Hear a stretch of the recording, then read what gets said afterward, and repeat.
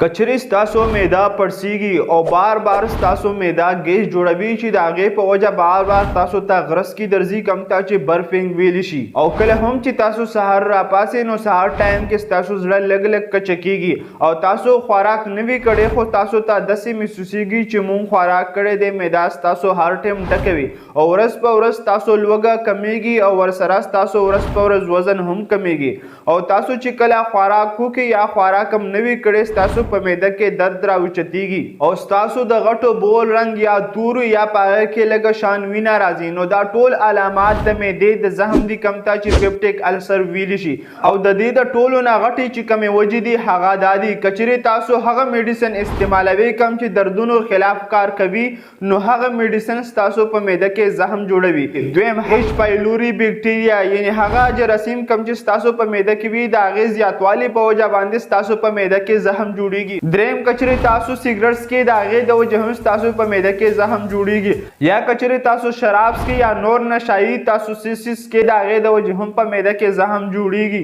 یا کچری تاسو تمباکو استعمالوي د هغه د وجې هم په معده کې زخم جوړیږي یا کچری تاسو ډیر زیات سټریس کوئ یعنی غم کوي سوچونه فکرونه کوي د هغې د وجې هم په معده کې زخم جوړیږي د معدې د زخم دپاره کم ټسټونه چې کیږي هغه ته انډوسکوپي ویلی شي یعنی یو کیمرې والا پیپ ستاسو معدې ته کوز کی د هغې په ذریعه ستاسو معده ګوري چې په دې کې څه خرابي ده دویم ستاسو د وینې په ذریعه باندې هم ټسټونه کیږي دریم ستاسو د غټ بول په ذریعه باندې هم ستاسو د معدې د زخم ټسټ کیږي څلورم ستاسو د سیلې په ذریعه باندې هم ستاسو د معدې د زخم ټسټ کیږي کوم ته چې یوریا بریډ ټیسټ ویلی شي هر یو مریض د معدې د زخم او د هغې کنډیشن مطابق هغه ته علاج ورکولی شي او کوم چې عام او جرنل علاج وي هغه دا دی دې دپاره انټي بایوټیک ورکولی شي کچرې د جراثیمو د وجې د انسان په معده کې زخم راغلی کوم ته چې ایچ پایلوري ویلی شي دې دپاره پی پی آی میډیسن هم استعمالیږي او دې دپاره ایچ ټو بلاکر میډیسن هم